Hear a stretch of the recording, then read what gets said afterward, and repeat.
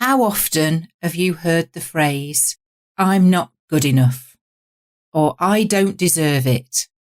Well, today you're going to want to listen to the whole episode, because this conversation is going to get down deep and dirty around all those self-limiting beliefs that we put on ourselves. Because today, with Rob Begg, we're going to be making conversations about ego count. What's new, Wendy Woo? Well, I'm so glad you asked. We continue to show up in the entrepreneur charts, which is absolutely fantastic for the show. That means that we know you love listening to our conversations that count. So come on, send me some reviews. Tell me your favourite guest so far. And even some suggestions would be great. We're working on a new series where we're going to be bringing you more value to those people that are in business, starting up, scaling up, and shaking up. Knowing that the conversation with Rob was coming up today, I'm going to do a selfless plug. Self-belief is certainly one of the biggest challenges that I come across when I'm working with people who aren't comfortable in picking up the phone or indeed talking to strangers face-to-face at networking or online. You can read more about this in my best-selling book, Making Conversations Count. But why not take advantage of my power-up session? This is where you get the opportunity to work with me, and I can help you with your business, your self-belief, and of course, being able to talk to strangers more. All the links you need, of course, are going to be in the notes. So, Rob, you are a fast growth sales and mindset coach. We've spoken before, and I think it's fair to say that you have quite a unique approach to that form of growth. Do you have a name for it, Rob? Well, some people would put it in the bucket of mindset, and I'm not a big fan of the mindset as a word, even though I use it. What I really teach is something called non-duality, which is very esoteric. It's not commonly widely known, but that would be the label, but it's not a label that people recognize or understand, so I tend not to lead with it. I have to say that non-duality, you mentioned that to me in our first conversation. Now, I've been knocking around the sales world for a very long time, and I'd never heard the term before. So where does it come from? What are its roots? Yeah, well, it's got nothing to do with sales, which would be why you've not heard of it in that context. It's all to do with understanding the truth about who we really are and about how we can have whatever it is we want in our lives. So in the context of selling, you know, our results are a function of what's going on in our minds, consciously or unconsciously. People are not earning what they're earning or selling what they're selling because that's what they want to earn or how much they want to sell. They're earning that because that's fundamentally what they're programmed or believe they're capable of selling, or fundamentally what they believe about the marketplace and about how much they can sell relative to the people they sell to and all the rest of it. And that's all founded on a flawed premise. So when you take people back to the truth about who they really are and how their minds work, start to open them up to possibilities about what they really can be, do, or have. Because we're only limited by our imagination. So in the context of your world and how you help people, are the common denominators of people with set challenges that they face? Or I only ask this because people come to me saying that they need something, but what they want and need is usually something completely different. Do you find that yourself? That's definitely the feature in my world too, yeah. So a lot of the time I'm approached by or meet with business owners who express that they want to get a better outcome in their life in some way, shape or form. Either, you know, earn a lot more money, grow their business a lot faster, have more time for themselves, have a more joyful experience, all of that stuff. And they're typically looking at what are the strategies and systems and things that they can put in place to achieve all of that, clarifying their vision, working out their positioning, their products, the functionality of the business, all that stuff. And I used to help business owners with that. I spent 8 years as a business coach. But fundamentally, the only thing, and I really mean this, the one and only thing they need to address is what's going on in their own minds. We're ignorant as to who we are and how it works and how the mind works. I don't say that to be in an egotistical sense. I was very ignorant for a long time, despite having read 1,000 books on how to improve my life. And when I say 1,000 books, I literally mean 1,000 books. Call me a slow learner. But the books didn't help. And there are thousands of books out there, aren't there? Thousands upon thousands. And some great books.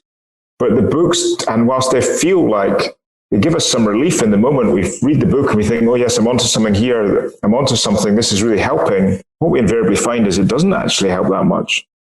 Or what we find is the mind, the part of our mind that doesn't want us to change, says, oh, you need another book. It'll talk you out of it. Yes. Is there an example of an exercise that we can do to be quiet that mind or answer it back, override it?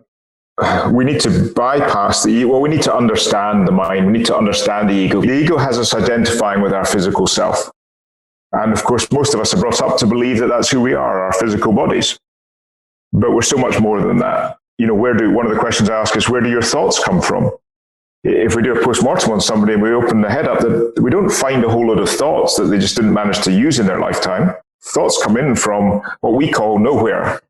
But we're so much greater than our physical bodies. But the ego is the part of our mind that has us identifying as our physical entity. And the ego's primary objective is to keep us safe. But the problem is that the best way it knows how to do that is to preserve the status quo. Because right now, here, although we may be uncomfortable with our current position or our current earnings and our current life, and the higher part of ourself is the part of ourself that wants us to express more, earn more, do more, we're here for richness of experience. The ego says, no, I want you to be safe, and therefore I want to preserve the status quo. So when we step out to do something that's more in line with what we want, the ego throws doubt, fear, worry, and all the rest of it. So it's more our understanding of what's going on than trying to fight it or bypass it, because that's what leads to problems. We fight it, and of course, we all know it fights back. It almost gives it power, doesn't it? That yes. Fighting it back. Yes. It's kind of coming back to you saying, well, see, I told you so. I told you this is a wrong idea. Yeah. Exactly. And of course, it knows all the tricks. It's read all the books too.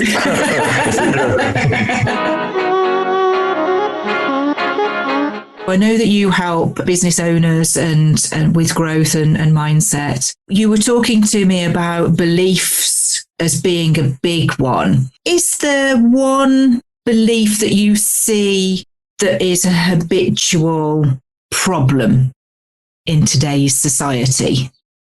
I'm very wary of going off down what could be a long, dark, deep rabbit hole on this one. And I don't know much about your audience, Wendy, and who listens to this and so on. And this may bump into quite a number of your listeners' beliefs, which is okay. Our beliefs create our reality. What we call our physical world, our world, however much money we're in the bank, our life as a whole is an expression of our beliefs. And the problem is that a lot of the personal development industry is focused on supporting you to change your beliefs to change your life. And that makes perfect sense. If our lives are an expression of our beliefs, then change the belief to change your life. But the problem is it's too hard, or that's most people's experience. Or you go digging for beliefs and you end up with thousands upon thousands of them. It's a long, slow process. Whereas if we go up a layer, if we go up to understanding that beliefs are held within a perspective that's held within consciousness, which is who we really are, and we change it at the level of consciousness, then the beliefs look after themselves. So I think the biggest belief, to answer your question in a very roundabout fashion, the biggest belief that causes the biggest problem is believing that we are our limited physical self. And the most pervasive belief I come across is the one of, I'm not good enough. At some level, I'm not good enough to live the life I really want to live, or to be... Or I don't deserve it. Yeah, or I'm not worthy. Yeah, exactly. Yeah.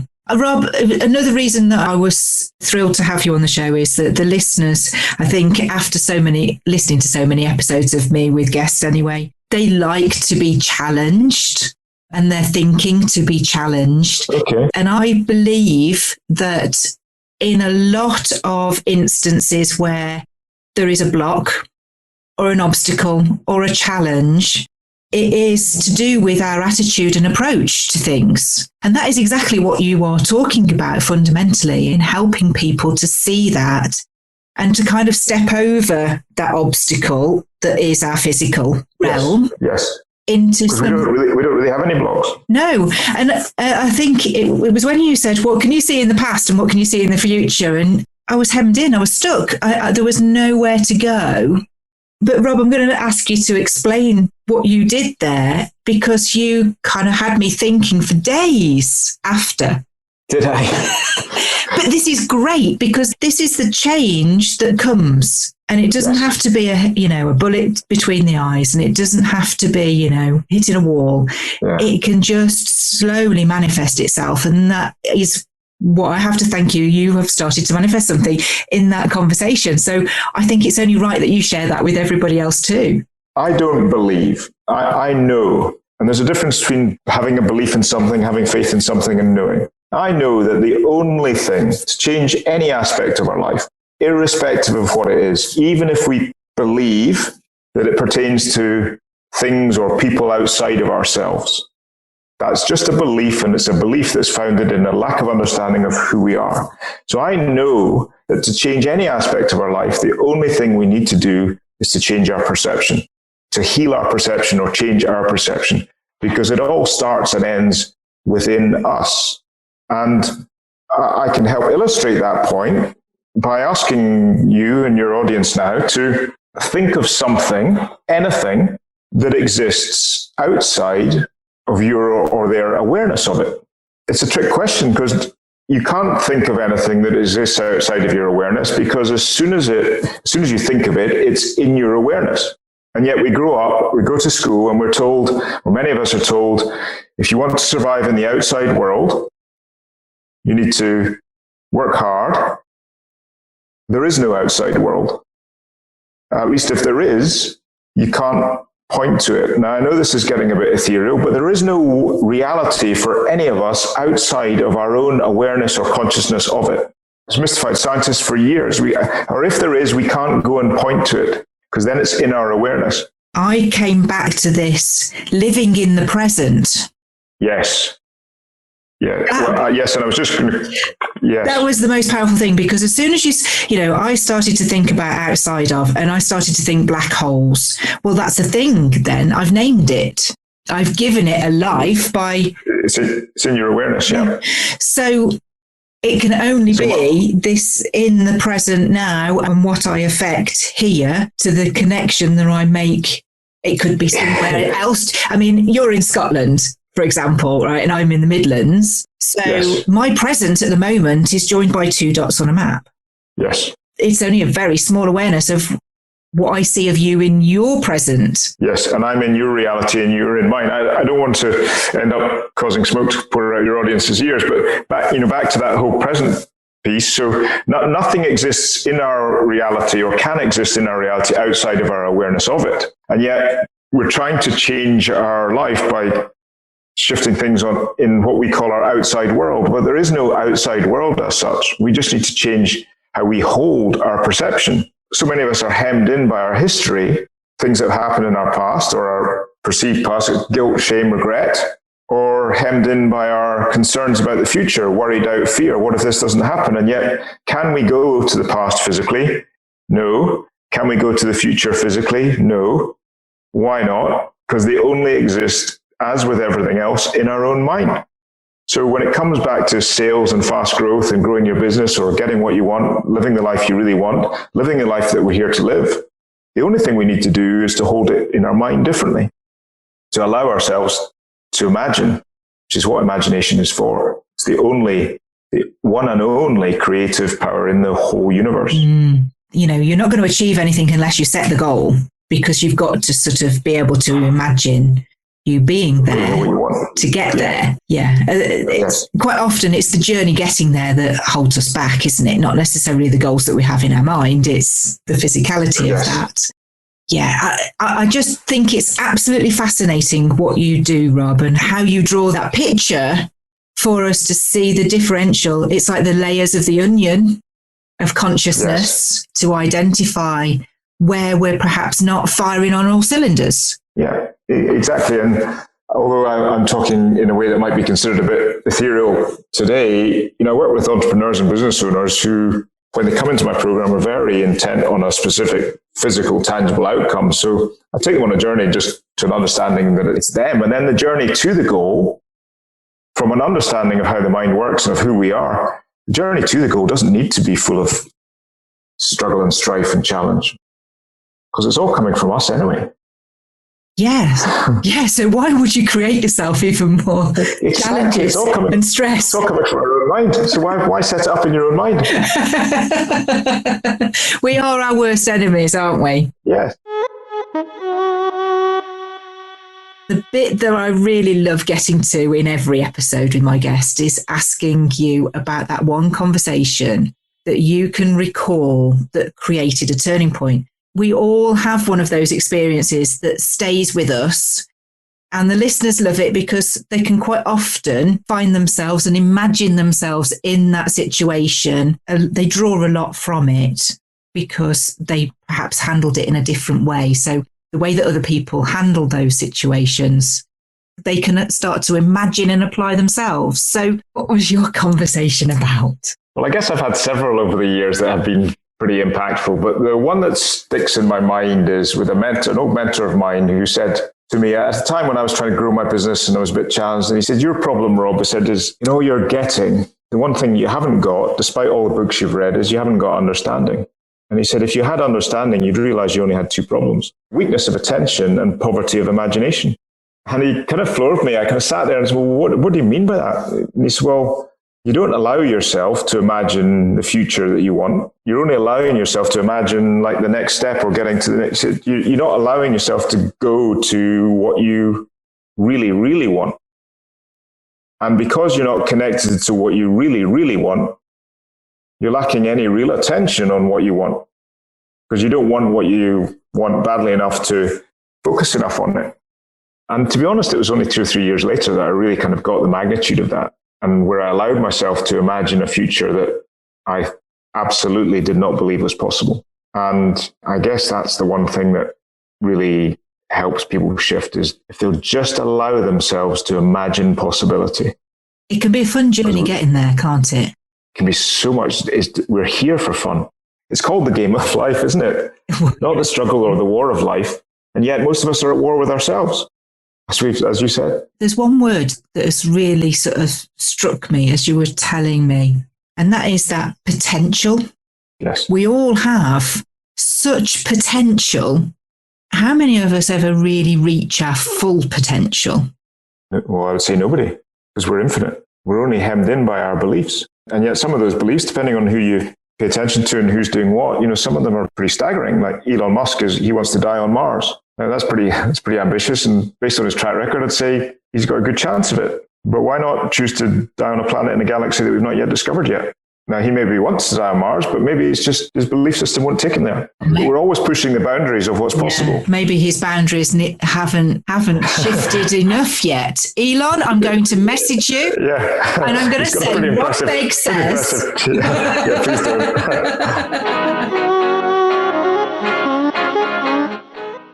It's that consciousness that you talk about that we can't imagine. So that is really where Elon Musk is going to be taking himself, isn't it? Is that statement was probably in the face of all of the media that said that we'd never get to Mars. Now that step has happened, that it's realistic that you could go to Mars. But it's only happened because somebody allowed themselves to imagine it. And of course, realistic is brilliant, isn't it?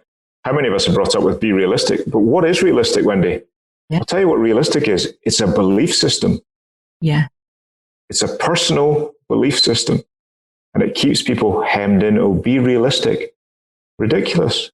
On one level, if we understand how our imagination works, the thing we must be to be happy is unrealistic. It's realistic that's the problem. It's that stretch and strive for reaching unknown, isn't it? Yeah, and that's where the ego doesn't want to go, which is why it's the game. It's the game. If we understand the rules of the game, we can have anything we want. Yeah, I mean, I'm just thinking now of inventors, musicians, artists. All of those people that push the boundaries, that don't comply with free themselves up. Yeah. Wow. Free themselves up. And then where does it come from? Where do your thoughts come from? Where do they go to? Where does that piece of music come from? Everything that we look at in our physical world started in someone's mind. Yeah. I mean, I'm taken back now to a previous conversation that I've had with a guest, Nick Venios, and he was telling me about Elizabeth Gilbert's Big Magic book. And it's about how ideas are literally floating around you all the time, and they will come to you if you're open to them, but they're not going to stick around if you do nothing with them. They're going to just find somebody else who will fulfill that idea. It was a kind of magical theory, but one that I know has happened to me, but I couldn't explain it. Yes. And it's that, I suppose, that conditioning that if we can't explain something, it's not real, and you shouldn't really sort of step into the light and draw attention to yourself. Yeah. We've all had moments where we thought, oh, that'd be lovely. And then we've denied the desire. We've not paid attention to it. We've just denied it, buried it. We put it in the one day bucket, or we're not good enough, or we're not worthy, or I don't know how. We don't allow ourselves to pursue the desire because we can't work out how, or we can't see ourselves there. And yet the desire is given to us, by us, for us to experience.